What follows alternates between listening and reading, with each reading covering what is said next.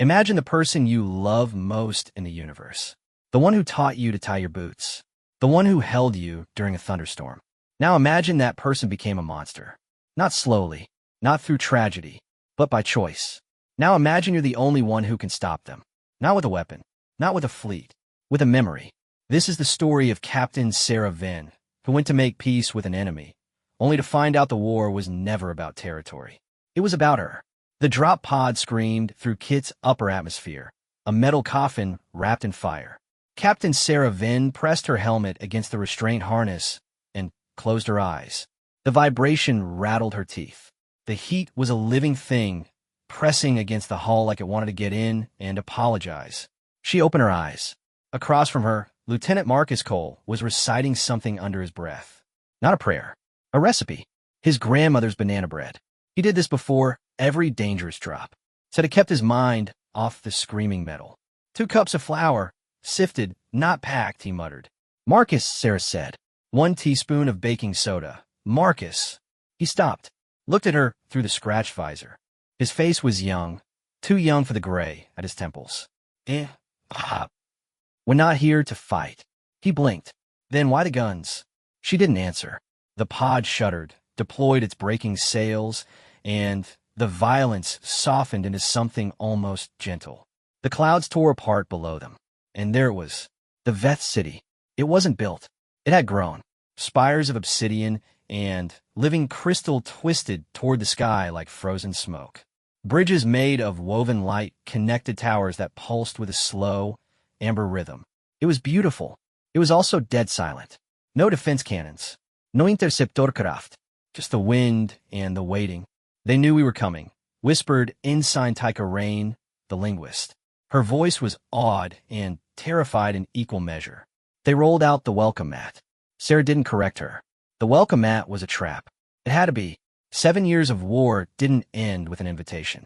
The pod hit the landing platform with a jarring thud. Hydraulics hissed. The airlock cycled. Sarah unclipped her harness and stood, her knees complaining. She was 42. Too old for drop pods. Too old for this. Suit seals, she ordered. Opmo check.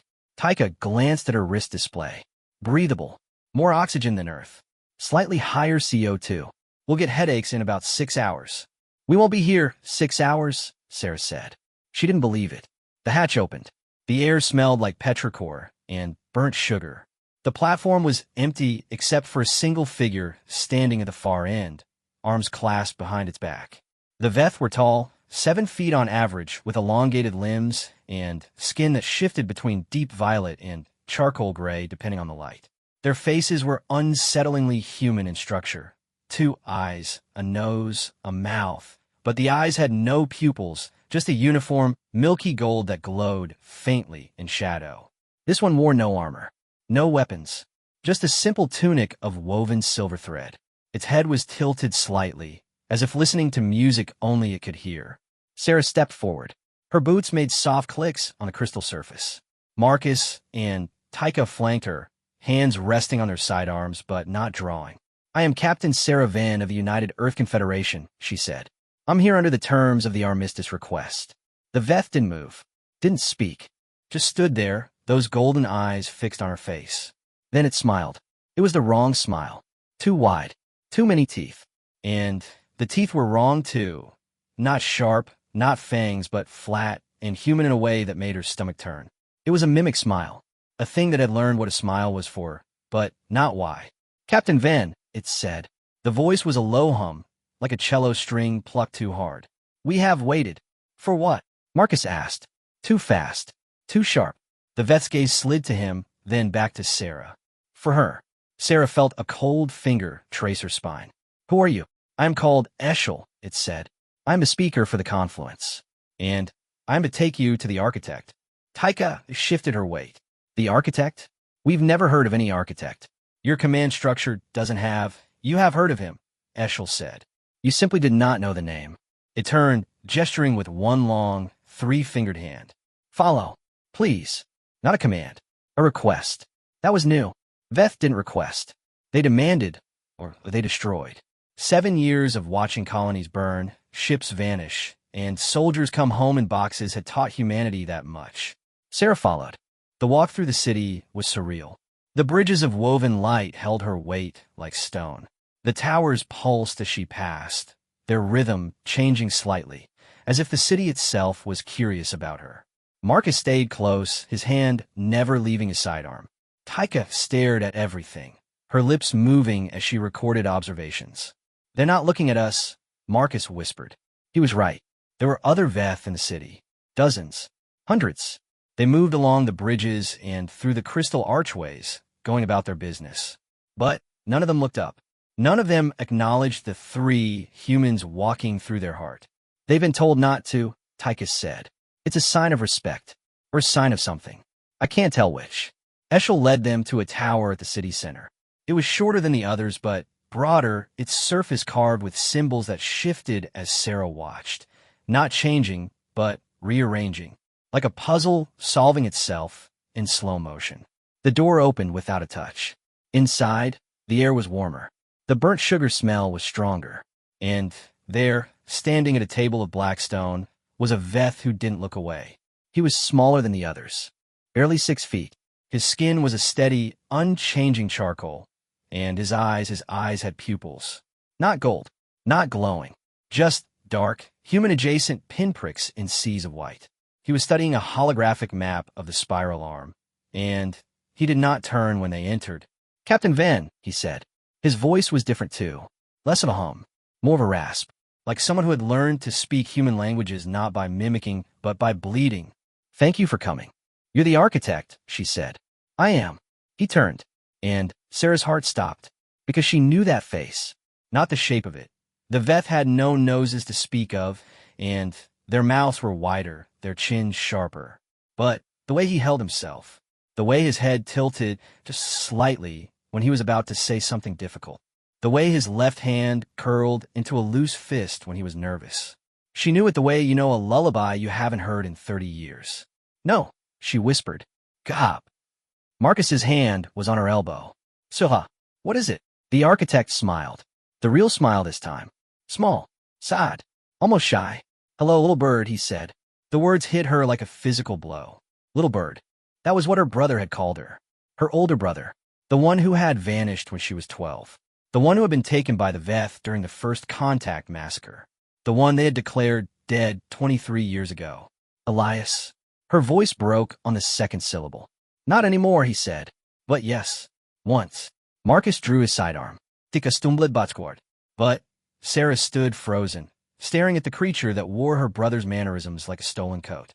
"You're going to want to put that away," Eshel said mildly to Marcus. "The architect is the only reason your species still exists." "Explain," Sarah said. Her voice was flat now.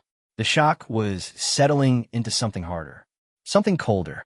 Now, Elias, the architect, turned back to his map. He traced a finger along a glowing line that marked the border between human and Veth space. "Do you know why the war started?" he asked. "You attacked our exploratory vessel," Sarah said. "The Magellan. You killed everyone on board." "We defended ourselves," he said. "The Magellan's captain gave an order to fire." Did her history files include that detail? Serais Jutaituned. They hadn't. The official records said the Veth struck first. Unprovoked. Unforgivable. "I was on that ship," Elias said quietly. "I was a xenolinguist. 23 years old. Fresh out of the academy. I was so excited, Sarah. You remember how excited I got. You used to laugh at me for it." She remembered. She remembered him dancing in the kitchen when he got the assignment. She remembered him lifting her off the ground and spinning her around until she was dizzy and laughing. "The captain panicked," he continued. "The Veth ship hailed us. He didn't understand the language. He thought it was a targeting signal. He fired. They returned fire. I was in the escape pod when the hull breached. The Veth found me. I was the only survivor. They took you," Sarah said. "They held you prisoner." "They healed me," he corrected. "And then they asked me a question. They asked me why humans destroyed what they did not understand." He paused. "I didn't have an answer, so they gave me time to find one. 23 years of time. 23 years of living among the enemy, learning their language, their culture, their biology. 23 years of watching humanity and the Veth tear each other apart over a misunderstanding that should have been a conversation. You're the reason they're so hard to fight," Marcus said slowly. The gun was still in his hand, but it was pointed at the floor now. You taught them our tactics. I taught them how we think, Elias said. It's not the same thing. And I didn't do it to help them win. I did it to keep the war from ending too quickly. Sera blanked. What? If the Veth had used their full capabilities, humanity would have been extinct within 6 months, Elias said. He said it the way someone might say the weather. Calm. Factual. Terrible. They have weapons that don't just destroy ships. They unmake the matter those ships are built from. They have cloaking technology that doesn't bend light. It bends probability. You can't hit what the universe has forgotten exists. Then, why didn't they use them? Taika asked. Her voice was barely a whisper. Elias looked at Sarah. Because I asked them not to. The room was silent. The pulsing light of the city seemed to dim, as if the tower itself was holding its breath. You've been playing both sides, Sarah said. All these years. You've been feeding us just enough victories to keep fighting. Feeding them just enough restraint to keep from winning. Why? Because I needed time, he said. Time to find a third option. He stepped away from the table and walked to the far wall. It shimmered, then became transparent, revealing a view of the city below. But Sahabali noticed. Her attention was fixed on what hung in the center of the room. A sphere, about the size of her fist, made of something that looked like glass but moved like water. Inside it, threads of light twisted and coiled, forming patterns that hurt to look at. What is that? She asked. The 7th protocol, Elias said. Every Veth ship carries one. Every Veth city is built around one. It's the source of their power, their unity, their identity. It's also their cage. He touched the sphere. The threads of light inside shuddered. And, for a moment, Sarah heard something. Voices. Thousands of them. Million. All speaking at once, in a language that was older than stars. The Veth aren't a species, Elias said. Not anymore. They're a chorus. Every individual is a note in a song that's been playing for 2 million years. The protocol is the conductor. It tells them what to feel, what to think, what to want. It told them to fear humans. It told them to fight. And they obeyed. Because they don't know how to do anything else. Sarah stared at the sphere. At the trapped light. At the trapped souls. You want us to destroy it, she said. No, Elias said. I want you to free them. Marcus let out a breath.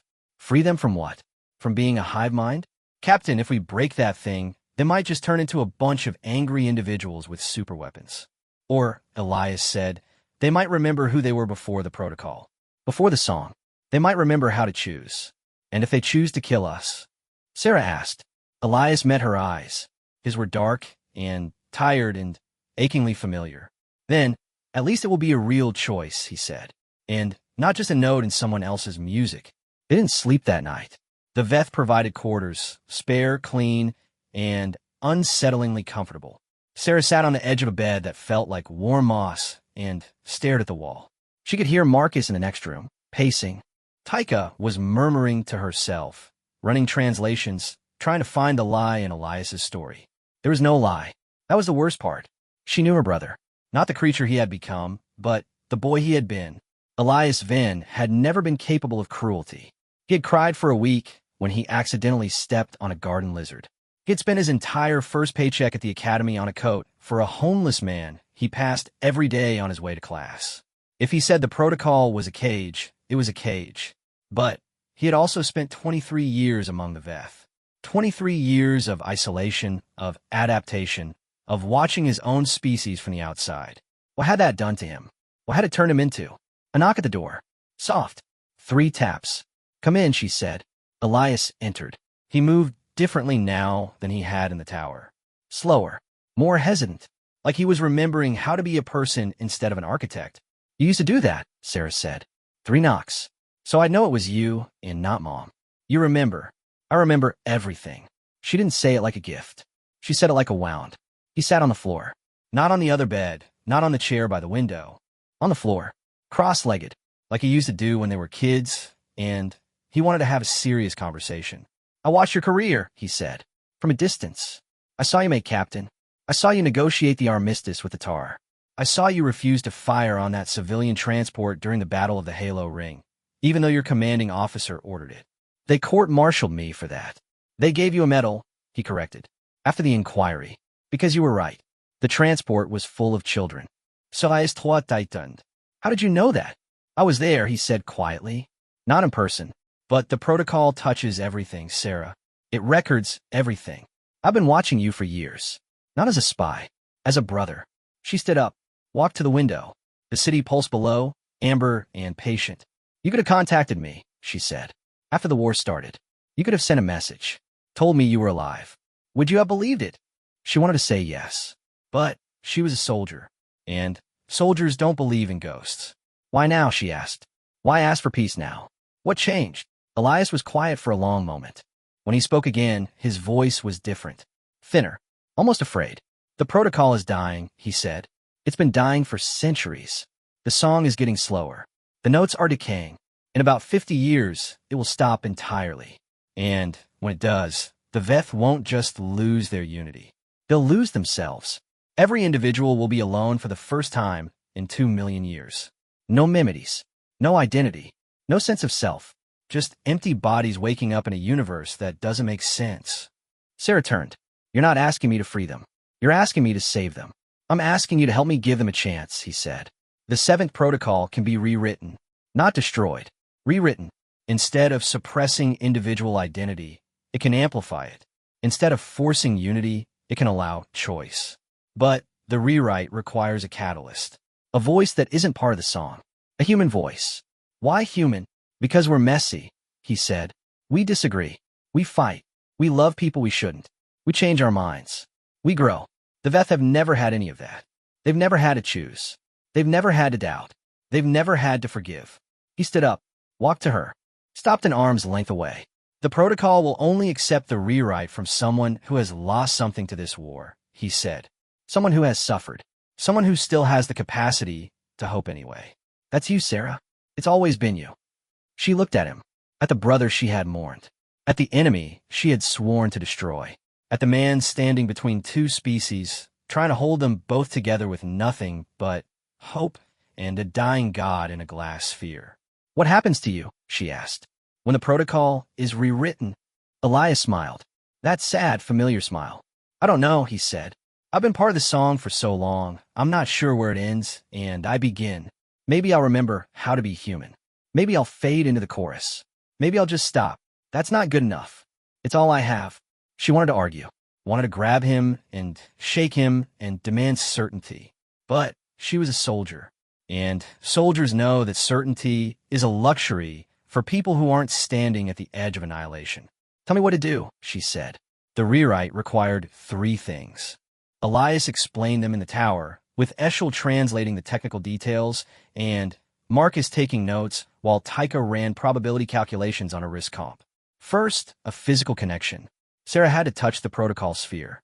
Second, a verbal trigger. She had to speak a sequence of words in the original Veth language, the language before the song, the language of individuals, the language of choice. Third, a memory. The protocol needed a template for what individual identity looked like. It needed to feel what it meant to be a single, separate, imperfect self. Not just any memory, Elias said. It has to be a memory of connection, of someone seeing you, really seeing you, the way the Veth have never seen each other. Sarah thought of her mother, her father, her friends from the academy. But those memories were too old, too faded, too polished by time into something smooth and safe. Then, she thought of something else. I have one, she said. Marcus looked up from his notes. What is it, Cap? She didn't answer, just walked to the sphere and placed her palm against its shifting, liquid surface. The cold hit her first. Not the cold of temperature, the cold of absence. The sphere was hungry. It had been starving for 2 million years, and it didn't even know it. She closed her eyes, and she remembered. She was 10 years old. It was raining, not a gentle rain, a screaming, sideways rain that turned the streets into rivers and knocked out the power for 3 blocks. She was alone in the dark, huddled in the corner of her bedroom, trying not to cry. The thunder was so loud it felt like the sky was breaking. Then, the door opened, and Elias came in. He was 14. He was holding a flashlight and a peanut butter sandwich cut into triangles. He didn't say anything. He just sat down next to her, put the flashlight between them so it cast a circle of light on the ceiling, and broke the sandwich in half. They ate in silence. The thunder roared. The rain hammered the window. But Sarah wasn't scared anymore, because her brother was there, and he saw her. Not the brave face she put on for their parents. Not the tough kid who pretended not to be afraid of anything. Her, the scared one, the small one, the one who needed someone to sit in the dark and eat sandwiches. "I see you," Elias had said. Not out loud, but she had heard anyway. The sphere shuddered. Sarah opened her eyes. The room was gone. The tower was gone. She was standing in a void of amber light, and the voices were all around her. Millions of them. Billions. Singing a song that had no beginning and no end. And then, one by one, they stopped. Not all at once. Slowly. Hesitantly. Like a choir whose conductor had lowered their hands and walked away. The silence was terrifying. The silence was beautiful. In the silence, Sarah spoke the words Elias had taught her. The old words. The individual words. The words that had not been spoken aloud in 2 million years. "You are not a note," she said. "You are a voice. Sing alone. Sing together. Sing in silence. The choice is yours." The protocol screamed. It wasn't a sound. It was a pressure, a weight, a presence that tried to push her out, push her away, push her back into the role of enemy and invader. But Sarah had spent 7 years at war. She had lost friends, lost crewmates, lost pieces of herself. She was not afraid of screaming. She held on. The memory poured into the sphere. Not just the rain and the thunder and the sandwich. The feeling underneath. The knowledge that she was seen. The knowledge that she mattered. The knowledge that even in the dark, even alone, even afraid, she was not invisible. The sphere cracked. Not breaking. Opening. The liquid surface split along lines that looked like veins, and light poured out. Not the amber light of the city. Not the cold light of the protocol. A new light. Warm. Messy. Unpredictable. The voices returned. But the song was different now. It wasn't a command. It was a conversation. Millions of voices talking over each other, interrupting, agreeing, arguing, laughing, crying. It was chaos. It was glorious. And in the center of it all, Sarah Vin stood with her hand on a dying god and her brother's memory in her heart. And she did not let go. She woke up on the floor of the tower. The ceiling was intact. The walls were standing. The sphere was still there, floating in the center of the room, but it had changed. The liquid surface was gone. In its place was a solid, crystalline structure that pulsed with a slow, steady rhythm. Not amber. Not cold. The color of a hearth fire. "Soha." Marcus's voice. Hoarse. Shaking. She tried to sit up. Her body felt like it had been run through an engine wash. Every muscle ached. Every bone complained. "Report," she said. Taika was kneeling beside her, crying silently. Tears streaming down her face, but she was smiling. That was the part that scared Sarah the most. "What happened?" Soha demanded. "Tika." "Report." "They're talking," Taika whispered. "They're all talking." Sarah turned her head. The window. The city was awake. Vets stood on every bridge, every platform, every balcony. But they weren't moving with that eerie, synchronized purpose she had seen before. They were gesturing, pointing, touching each other's faces. A group of 3 had their heads together, and one of them was laughing, actually laughing, a sound like wind chimes falling downstairs. Another Veth sat alone on a ledge, staring at its own hands, turning them over and over as if seeing them for the first time. "The protocol," Elias said. He was standing by the window. He looked different, smaller. His skin had shifted to a lighter gray, almost silver, and his eyes were no longer dark. They had pupils, yes, but the irises were a warm brown. "Human brown." "You're changing," Sarah said. "We're all changing," he replied. "The protocol isn't a conductor anymore. It's a library. Every Veth can access it, but they don't have to obey it. They can choose what to remember, what to feel, what to be." He turned to face her, and for the first time in 23 years, Sarah saw her brother. Not the architect, not the enemy. Elias, the boy who made peanut butter sandwiches in the dark. "You did it," he said. "We did it," she corrected. He shook his head. "No, I just opened the door. You walked through it." He paused. "The memory you used. The rainstorm. I'd forgotten about that." "I hadn't. I know." He smiled. "You always had the better memory." Marcus cleared his throat. "Captain, we need to talk about what happens next." He was right. The war hadn't ended. It had just changed shape. The human fleet was still in orbit, weapons charged, waiting for a signal. The Veth were scattered across a dozen systems. Suddenly, individual, suddenly, unpredictable. Some of them would be grateful. Some of them would be terrified. Some of them would be angry. "We need to tell command," Sarah said, "before someone does something stupid. They'll never believe us," Tychus said. "They will when they see the city," Marcus replied. "When they see the Veth acting like people." Eshel entered the room. The speaker moved differently now, too. Less fluid, more deliberate, like it was thinking about each step before taking it. "The confluence is convening," Eshel said. "For the first time in 2 million years, it is a debate, not a recitation. There are those who wish to continue the war. There are those who wish to end it. There are those who do not know what they wish." "Sound about right," Marcus muttered. "Democracy's a mess everywhere." Sarah pushed herself to her feet. The room spun for a moment, then steadied. "How long until they decide?" she asked. "Unknown," Eshel said. "Some are speaking very slowly. They are not used to having opinions." "I need to talk to them," Sarah said. "All of them, before the debate ends." Elias frowned. "That's millions of voices, Sarah. Even with the protocol acting as a translator, you can't address that many individuals at once." "I don't need to address them," she said. "I need to show them something." She walked to the sphere. The crystalline surface was warm now, like a stone that had been sitting in the sun. She placed her palm against it. "What are you doing?" Taika asked, alarmed. "What humans do best," Sarah said. "Telling stories." The sphere lit up, and the memory poured out again. But this time, it wasn't her memory. It was everyone's. She showed them the rainstorm. Elias bringing the sandwich. But then she showed them other things. Marcus teaching his daughter to ride a bike. Taika's grandmother singing in a language that no longer had any living speakers. A soldier on the front lines, crying over a letter from home. A Veth warrior, alone in the dark, wondering why it felt empty even though the song was loud. She showed them fear, joy, grief, hope.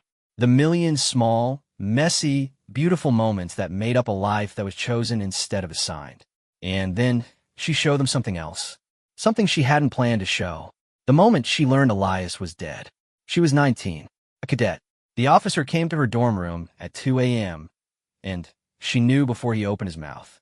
She had always known, because the alternative, that her brother was out there somewhere, alive, alone, unreachable, was worse than death. So she had chosen to believe he was dead. She had built a tomb for him in her heart and filled it with rage. 23 years of rage. And then she let it go. Not because the war was over. Not because the Veth had changed. But because rage was a cage too. And she had spent long enough in the dark. The sphere went dark. Sarah pulled her hand away. Her palm was red, blistered, smoking faintly. She didn't feel the pain. She was too busy watching the city. The Veth had stopped moving. All of them. Millions of individuals, frozen in place, their golden eyes fixed on the tower. On her. Then, the first one knelt. Not a command. Not a protocol. A choice. A single Veth, the one who had been staring at its own hands, lowered itself to one knee and pressed its forehead to the crystal bridge. Then another, and another, and another. Within 30 seconds, every Veth in the city was kneeling. "What are they doing?" Marcus whispered. "Paying respect," Eshel said. Its voice was strange. "Thick, to the one who gave them a self to kneel with." Sarah shook her head. "I didn't give them anything. I just reminded them they already had it." Elias touched her shoulder. His hand was warm, solid, human warm. "That's what we do," he said. "We remind each other." The human fleet arrived in the atmosphere an hour later. 3 dreadnoughts, 6 cruisers, a dozen frigates. Their weapons were hot. Their commanders were nervous. They had seen the city go dark and then light up again, and they didn't know what it meant. Sarah stood on the landing platform, alone, and raised her arm in a signal she had invented on the spot. "Hold!" The fleet held. A Veth child, no, not a child, an adult, they aged differently, she reminded herself, walked up to her and placed something in her hand. A small crystal, no bigger than a marble. It glowed with the same hearth fire light as the protocol. "What is this?" she asked. The Veth looked at her with golden eyes that held something new. "Curiosity. A seed," it said, "for your world. So you can remember us. And we can remember you." Sarah closed her fingers around the crystal. It was warm, alive.